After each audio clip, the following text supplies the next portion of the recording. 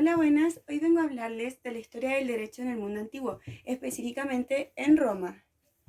Para esto, haré una pequeña introducción explicando brevemente los conceptos a estudiar.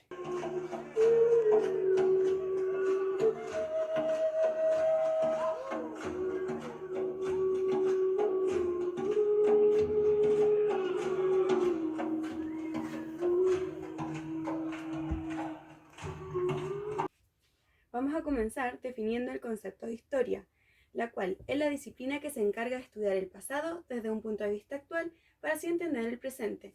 Este concepto debemos entender que tiene varios elementos, entre ellos el tiempo, el espacio y las personas, y además tenemos el más importante, que es el pasado. Sin embargo, Heródoto, quien fue el primer historiador, él decía que la historia era la investigación del pasado muy cercano vivido por los propios autores. También aquí encontramos la palabra derecho, la cual, según Kelsen, es una ordenación normativa del comportamiento humano. Para él, la norma debe ser considerada tanto como aquello que ordena, permite o autoriza un comportamiento humano. También aquí nos encontramos con lo que es el derecho romano, que es lo que vamos a estudiar. Dors lo define como una serie de escritos de aquellos autores que fueron considerados en la antigua Roma como autoridades en el discernimiento de lo justo e injusto, mientras Carguelo dice que es el conjunto de normas y principios jurídicos que rigieron las relaciones del pueblo romano en las distintas épocas de su historia, desde su fundación hasta la muerte de Justiniano. Les voy a comentar un poco acerca de la ciudad que vamos a estudiar, que es Roma. Bueno, según la antigua tradición literaria romana, fue un 21 de abril del 753 a.C. cuando los gemelos Rómulo y Remo fundaron la ciudad eterna, Roma. La fecha exacta fue inventada por el historiador romano Varrón, quien recogió en su relato la mezcla de las leyendas griegas y romanas sobre el origen de la ciudad. Tras una disputa por los muros de la nueva ciudad, Rómulo mató a Remo, dándole así a la misma el nombre de su hermano muerto, y es por esto que esta se llama Roma. Comenzaré hablando de la monarquía, que fue el primer tipo de gobierno que tuvo Roma. Bueno, esta ciudad se organizó mediante 3 tribus genéticas, los latinos, sabinos y los etruscos, y tal como aquí dice, este periodo tuvo 7 reyes. Cada una de estas tribus se dividió en 10 curias, lo que significa hombre armado, y estaban integrados por grupos familiares de gens. Estas 30 curias conformaban los comicios curiados, que eran deliberativos del patriarcado romano. Bueno, los miembros de estas curias en época de paz resolvían los problemas cotidianos y en tiempos de guerra sus miembros componían el ejército. Los comicios curiados eran convocados por el rey, quien también designaba a los miembros del Senado. El cargo del rey era electivo y no hereditario. El rey saliente nombraba a su sucesor. Si no lo hubiese designado, ejercían el cargo por turnos los miembros del Senado, 5 días cada uno, con el título de interrex, con facultad para designar al sucesor del monarca. La época de la monarquía duró del 753 a.C. al 509 a.C. y Rómulo fue su primer rey. Además, ante la ausencia de mujeres, derivó el conflicto del rapto de las Sabinas. Los romanos le hicieron una invitación a los sabinos para que fueran a una fiesta. Sin embargo, el plan de esto era raptar a sus mujeres y hacerlas sus esposas. Pero esto finalmente terminó con la unión de los sabinos y los romanos. Dentro de las cosas más importantes que hizo Rómulo, dejándola ya antes mencionada, tenemos en que dividió la ciudad en padres y plebeyos.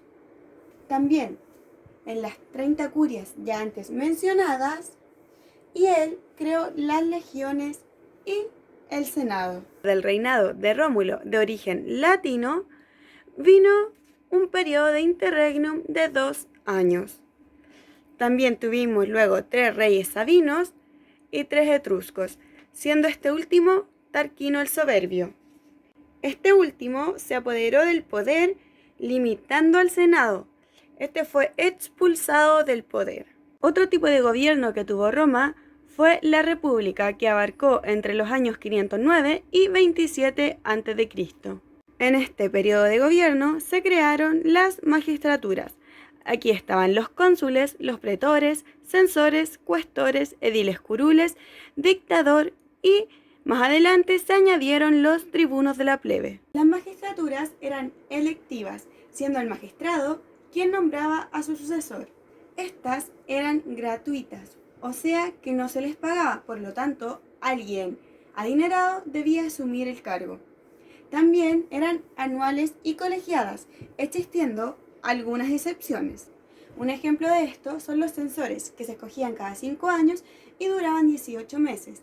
En el caso del dictador, no podía usar el cargo por más de 6 meses. Y otra excepción son los cuestores, que comenzaron siendo 4 y luego fueron aumentando. Al deponerse el gobierno monárquico, el control político quedó en manos de los patricios, ya que los plebeyos se encontraban en una desventaja, y de aquí nació el conflicto patricio-plebeyo. Luego de una mediación, logran la creación del Tribunado de la Plebe, cuyos miembros son sacros e inviolables en defensa de sus derechos, además de ser la única magistratura que podía vetar a cualquiera de las otras. Este periodo también nos trajo las guerras púnicas, las cuales fueron 3. En las 3 ganó Roma. La primera triunfa en la costa occidental de Sicilia, en la segunda, que fue la catalogada Guerra de Aníbal, donde los romanos vencen a Cartago, y la tercera, donde toman a Cartago por la fuerza, la destruyen y la anexan a Roma como provincia de África. Otro hito que nos dejó este periodo fue la reforma de los hermanos Gracos, ya que las familias campesinas se vieron arruinadas producto de las guerras y debieron abandonar sus cultivos, y los más ricos invertían en ellas apoderándose así. Para remediar esta situación, un tribuno de la plebe realizó el proyecto de la reforma agraria. La ley fue aprobada, pero la oposición se impuso y terminó con la vida del tribuno de la plebe. Su hermano continuó con su obra y logró que la reforma agraria se aplicara, pero al no ser reelecto, la oligarquía dejó sin efecto estas reformas. Y para finalizar este periodo, contamos con los triunviratos. En el primero, que está compuesto por Julio César, Craso y Pompeyo, forman una coalición para apoderarse del gobierno, la cual se denominó Monstruo de 3 cabezas, ya que César era estadista, Pompeyo militar y Craso capitalista. Craso murió y Pompeyo quiso derrocar a César, pero César lo derrotó y asumió el mando, autoproclamándose dictador perpetuo, siendo asesinado el año 44 a.C. Luego de esto, y por todos los fieles que tenía César, quisieron continuar con su legado. Por lo que Marco Antonio, amigo y colaborador de César, Octavio, que era hijo adoptivo de César, formaron junto a Lépido el segundo triunvirato. Eliminado Lépido, Antonio y Octavio se repartieron el poder. Luego en la batalla de Actium, Octavio venció a Antonio y en el año 27 a.C., Octavio asumió como emperador con el título de Augusto. Así comenzó el Principado de Augusto, que duró del 27 a.C. al 14 después de Cristo. Su sabiduría consistió en restituir las antiguas formas del Senado, devolviéndole sus privilegios. Además, en este tiempo se creyó estar volviendo a la República. Además, la sabiduría de Augusto fue que comenzó a crear grandes edificios y construcciones, lo que en este periodo se llamó la Paz Augusta. Luego nos sigue el Alto Imperio Romano, que va del 14 al 285 después de Cristo. En esta época, el imperio estuvo regido por las dinastías Julio Claudio, de los Flavios, de los Antoninos y de los Severos. En la dinastía de los Julio Claudios aparecen los principales emperadores, que son los más conocidos. Aquí tenemos a Octavio Augusto, que comienza con su principado, a Tiberio, Calígula y Nerón. En el gobierno de la dinastía de los Flavios nos encontramos con Vespasiano, quien crea el edicto de Vespasiano, donde otorga el ius latini, que es el derecho de ciudadanía, a las provincias hispanas del Imperio Romano. A esto le sigue la dinastía de los Antoninos, que fue integrada por los emperadores que mayor gloria y estabilidad le dieron a Roma. Dentro de estas tenemos a Trajano, que fue el primer emperador hispano. Le sigue y finaliza con los severos, la cual es conocida como la de los emperadores militares. Dentro de la dinastía de los severos nos encontramos con el emperador Caracalla, quien promulgó el edicto que otorgó derecho de ciudadanía a todos los habitantes del imperio, permitiéndoles conservar los derechos de su territorio de origen. Para finalizar este recorrido por la política y los tipos de gobierno de Roma, nos encontramos con el imperio absoluto o dominado. Este periodo se dice que fue un régimen de monarquía absoluta, ya que el emperador tiene poder absoluto sobre todos los que serán sus súbditos, y es un periodo de verdadera anarquía militar. En este periodo nos encontramos con emperadores que marcaron hitos en la historia, tales como Diocleciano, que fue quien instauró la tetrarquía, dándole a su amigo Maximiliano el título de Augusto, poniéndolo a cargo de una parte del Imperio Occidente, y como cada imperio era muy grande, a cada uno de los Augustos se les otorgaba un César, que le daba los atributos que a éste le faltaba. Luego de 20 años, los César pasaban a convertirse en Augustos. Luego, el emperador Constantino extinguió la tetrarquía. También proclamó un edicto de tolerancia al cristianismo en el año 311 y luego en el 313 se promulga un edicto a favor del cristianismo, llamado el Edicto de Milán. En el año 323 se convierte al cristianismo y se traslada a la capital de Bizancio, la cual comienza a llamar Constantinopla. Y por último nos encontramos con Teodosio I, quien combate a los bárbaros y logra pacificarlos. Además, crea una ley en donde el cristianismo ortodoxo se vuelve la religión oficial de Roma. En el año 426 se crea la ley de citas, de la cual ya hablaremos más tarde. En este periodo también nos encontramos con la caída del Imperio Romano de Occidente el año 476 después de Cristo. Rómulo Augusto fue el último emperador del Imperio Romano de Occidente, siendo este destituido por los érulos del rey Odoacro en Roma. También entre el año 529 y 534 después de Cristo nos encontramos con la recopilación del Corpus Juris Civilis, del cual también hablaremos más adelante. Ahora, adentrándonos en el derecho romano, vamos a hablar de las fuentes formales de este, donde nos encontramos con las mores maiorum consuetudo, lo que era la costumbre jurídica, con las leges, que eran las normas generales escritas, los plebiscitos, el senado consulto, los edictos, las constituciones imperiales y la jurisprudencia.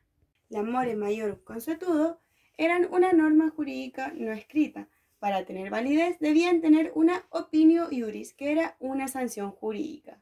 Estas tenían 3 requisitos.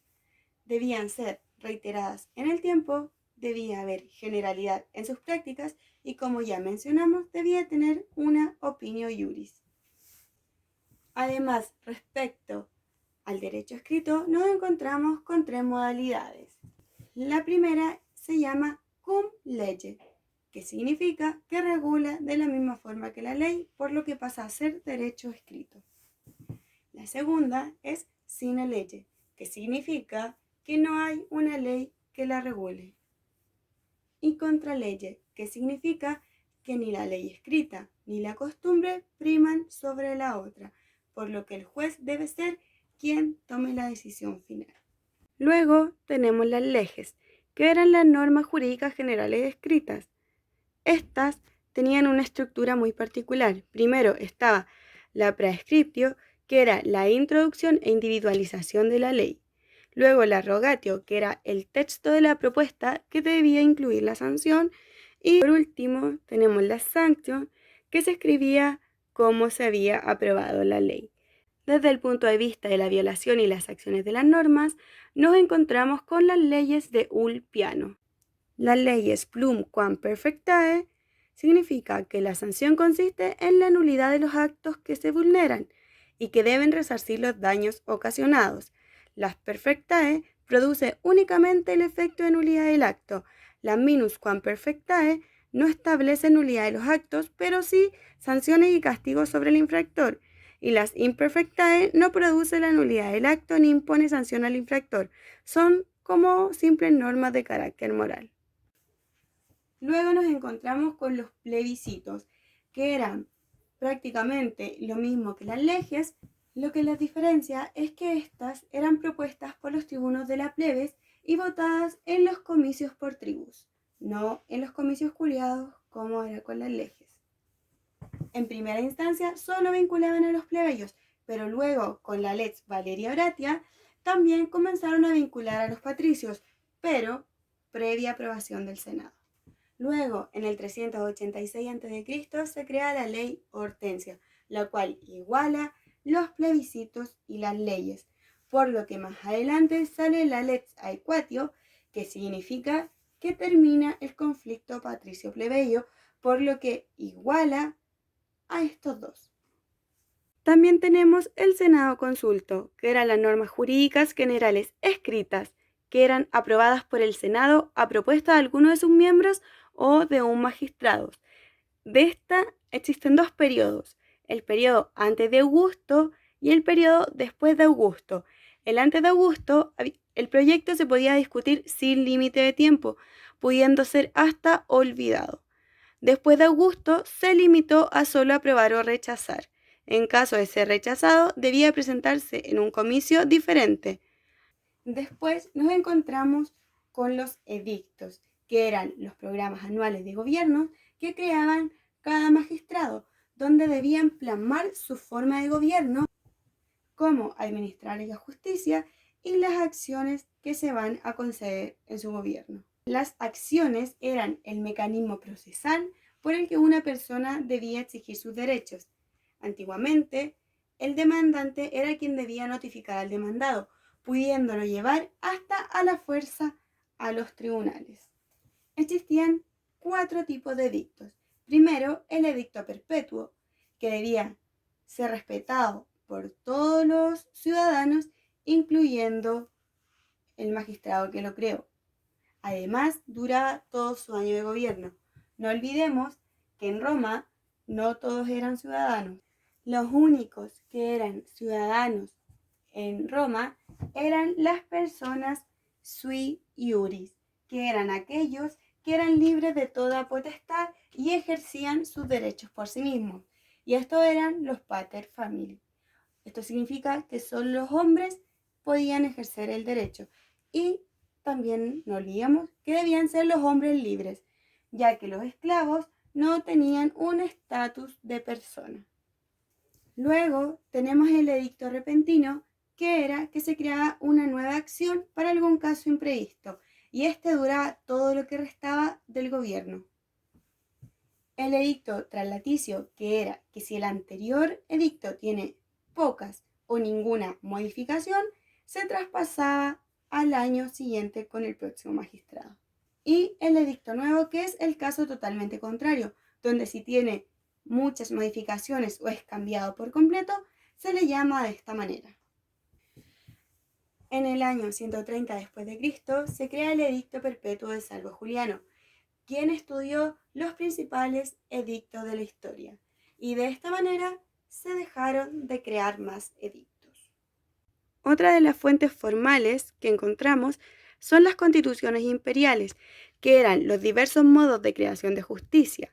Se iusferaba de 4 formas. Los primeros eran los edictos, como ya antes mencionamos, que eran los programas anuales de cada gobierno. Los otros eran las decretas, que eran sentencias judiciales que concedían o negaban el derecho de las personas. Era el magistrado quien funcionaba como tribunal de primera o de última instancia. También nos encontramos con las mandatas, que eran instrucciones administrativas a funcionarios públicos, lo que establecía normas para sus cargos, y las rescripta, que eran respuestas del emperador.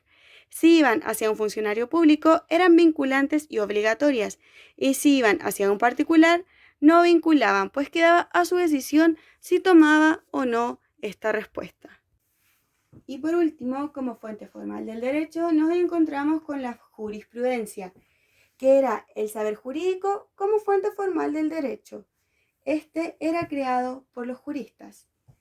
Dentro de las actividades de la jurisprudencia romana, nos encontramos con el cabere, agere, respondere, escribere e instituire. El cabere es la labor del jurista aconsejando. El agere es la dirección técnica de un pleito. El respondere es la edición de dictámenes ante problemas o controversias del derecho. El escribere es la creación de la literatura jurídica. Y por último, el instruire es la enseñanza del derecho. Para que no quede ninguna duda, vamos a definir lo que es jurista. El jurista es quien estudia la jurisprudencia romana y aplica la ley. Así de sencillo. Como ya mencionábamos al principio de este video, la jurisprudencia pasó por varias etapas. La primera, la arcaica o pontifical, luego por la republicana laica, seguimos con la clásica alta, luego la clásica tardía, para finalizar por la postclásica. La jurisprudencia arcaica o pontifical va del año 753 al 451 a.C. Comienza con la fundación de Roma y termina con la creación de las primeras 10 leyes de las 12 tablas. Aquí los primeros juristas fueron los sacerdotes y las funciones de estos eran el cabere, el agere y el respondere. En este periodo, como mencionamos, se crean las primeras 10 leyes de las 12 tablas. Estas eran expresiones imperativas de gran rudeza donde se admitía la ley del talión y la pena de muerte. A partir de esta ley, el ius y el fas se disocian. Esta ley no fue derogada, ya que los romanos no desautorizaban a los antepasados, a quienes se les atribuía la autoridad de fundadores del derecho, por lo que solo superponían la ley, pero no la derogaba. Cabe mencionar que estas 10 primeras leyes se desarrollan luego del conflicto patricio-plebeyo. Estas se ponen en el fórum y pasan a ser la primera ley escrita romana. Estas funciones luego pasan a ser desempeñadas por juristas laicos. Así es como pasamos a la segunda etapa, la etapa de la jurisprudencia republicana laica, que fue entre el año 450 a.C. al 130 después de Cristo. Aquí el derecho se transforma en escrito y público, por lo que antes mencionamos de la ley de las 12 tablas, y además este periodo termina con el nacimiento de la Lex Aebutia, la cual introdujo un sistema formulario en el ámbito procesal, que lo hace menos solemne y cuenta ahora con una parte escrita, y esta vendría siendo la fórmula. En este periodo, Tiberio, quien fue el primer pontífice máximo plebeyo, emite respuestas en público, y así la actividad de los pontífices deja de ser secreta. La jurisprudencia sigue siendo un oficio reservado a una clase, y entre sus características destaca que unía los valores de Roma, impulsa la evolución del derecho, era pública y gratuita. Desempeñaban la misma actividad que los pontífices, pero lo más importante fue la creación y adaptación de las fórmulas, acciones, negocios y respuestas. Luego de la creación y promulgación de las 12 tablas, se consolida la diferencia entre el fas, el ius y el lex.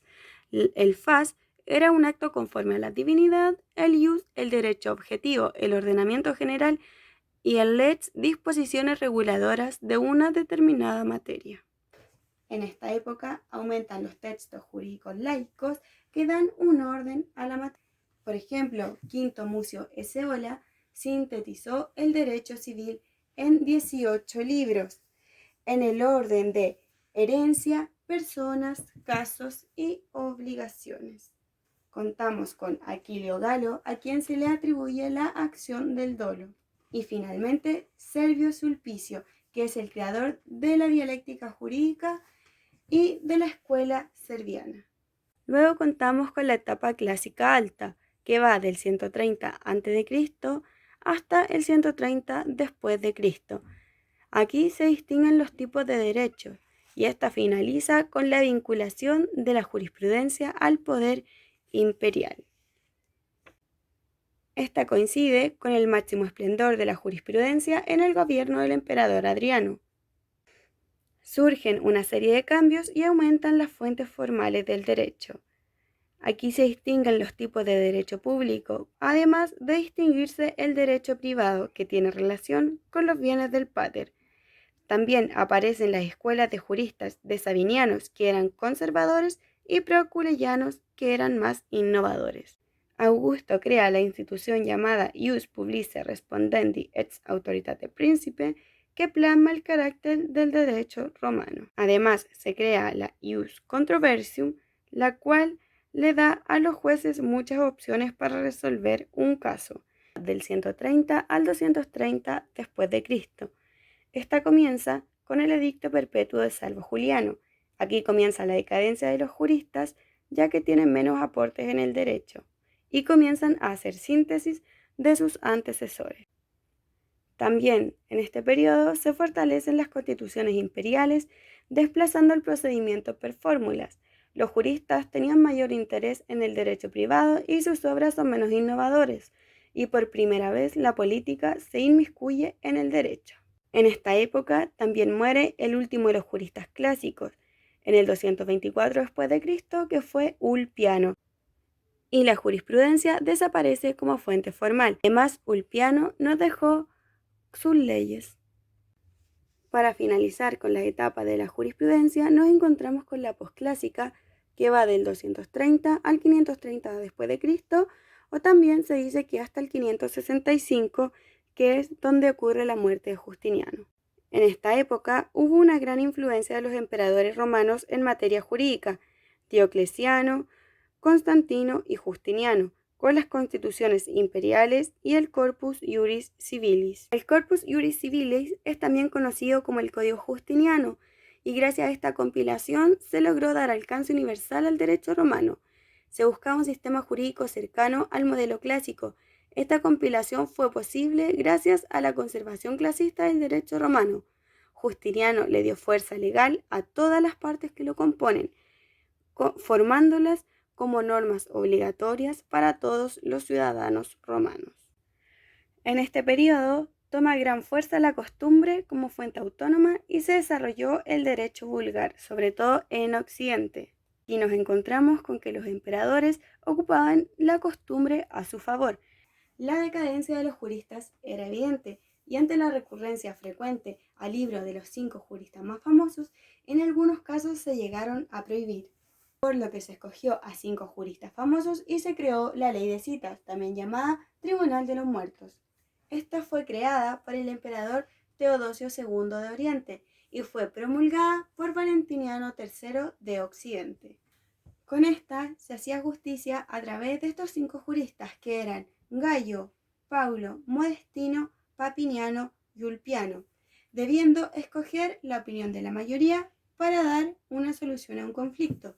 En caso de que hubiese un empate, se debía escoger la opinión de Papiniano. Y en caso de que Papiniano no diera su opinión, era el juez quien debía dejar a su arbitrio la decisión. Cabe mencionar que fue en este periodo de la jurisprudencia cuando cae en el 476 después de Cristo el Imperio Romano de Occidente. Además, Justiniano crea el Codex y el Digesto, que fueron utilizados por los tribunales de justicia luego del fracaso de la ley de citas. El Codex, que era una colección de disposiciones dictadas por los emperadores. Este estaba dividido en 12 libros que contenían las leyes de los emperadores, modificándolas a fin de adaptarlas a las necesidades actuales, ya que tenían como finalidad facilitar la aplicación del derecho. El Digesto, que es el nombre tomado en tributo al anterior Digesto compuesto por Juliano, es una compilación de la jurisprudencia con predominio de textos procedentes de Paulo y Ulpiano. Este se ordenó y se eliminaron las repeticiones y se resolvieron los aspectos contradictorios de la ley. Consta de 50 libros divididos en títulos que se inician con una rúbrica. Está dividido para servir en distintos fines en 7 partes, siguiendo el esquema de los comentarios del edicto. Este periodo concluye con la muerte de Justiniano en el año 565 después de Cristo. Para finalizar esta presentación, hablaremos de la vulgarización de este derecho del que hemos estado analizando. Lo que lo llevó a vulgarizar fue la masificación, ya que es utilizado por millones de personas. Esto también lo hace más asequible, por lo tanto, se hace más simple. En el proceso de vulgarización nos encontramos con dos causas, las internas y las externas. Dentro de las internas tenemos la costumbre y la decadencia de la jurisprudencia. Vamos a hablar primero de la costumbre, ya que el origen del derecho romano son las mores maiorum, y con la incorporación del derecho positivo nace una guerra permanente por a qué se le da más valor. Los romanos tendrán que ampliarse porque el derecho romano está fundado en las costumbres, por lo que siempre estará presente, ya que no se podía ir en contra de los orígenes. Es por esta causa lo que les mencionaba antes, de que los emperadores apelaban más a la costumbre, ya que ésta le era más favorable. Además, está jurídicamente establecida en el Edicto Perpetuo de Salvo Juliano, lo que le da valor como norma. Y la última de las causas internas es la decadencia de la jurisprudencia. Se impide que el derecho siga creciendo por esta vía, ya que a partir de Augusto la autorità se acabó, y solo los más leales al emperador tenían el ius respondendi. El emperador comienza a gobernar con las constituciones imperiales y su palabra comenzó a estar por sobre la inteligencia jurídica. Acá se crea la ley de citas, lo que congela la evolución del derecho, lo que se incrementa con el edicto de Caracalla. Luego pasamos a las causas externas del derecho romano, donde como primera causa nos encontramos con el estoicismo, que es una clase de fraternidad entre personas. Esta introduce el concepto de humanista, por lo que se derogan normas del derecho romano para así humanizarlo, y de esto permite la entrada al cristianismo, que es la segunda causa externa de la vulgarización del derecho romano. El cristianismo nace bajo el imperio del emperador Tiberio. Luego, el emperador Constantino declara que ya no es ilegal, y el emperador Teodosio I lo declara la religión oficial de Roma. El cristianismo no abole la esclavitud, pero sí la limita para que el esclavo pueda obtener su libertad. En cuanto al divorcio, el divorcio era solo un paso lógico, ya que el marido tenía derechos sobre la vida, muerte y cualquier decisión sobre sus hijos, su esposa y cualquiera de su familia. Sin embargo, después del cristianismo, se necesitaban 3 requisitos para poder divorciarse. En el caso de la mujer, se podía divorciar si el marido era homicida, mago o violador de sepulcros. Y en el caso de los hombres, la mujer debía ser adúltera, bruja o proxeneta. Y como la última gran causa externa de la vulgarización del derecho romano, nos encontramos con el ingreso del derecho germano. Con el ingreso de los germanos a Roma se produce una simbiosis de culturas, por lo que el Imperio Romano se comienza a germanizar y los bárbaros a cristianizar. Los bárbaros llegan a España el 409 después de Cristo, y si bien su derecho era inferior, lo que los hacía muy positivos era su objetivo, que era la paz social. El primer rey germano fue Alarico I, caudillo visigodo, el cual saquea Roma, pero no se queda ahí. Se instala en Francia con el primer reino visigodo, con Toulouse como su ciudad capital. Mi nombre es Geraldine Leal y esta fue la presentación de la evolución del derecho romano, la historia del derecho antiguo, específicamente en Roma.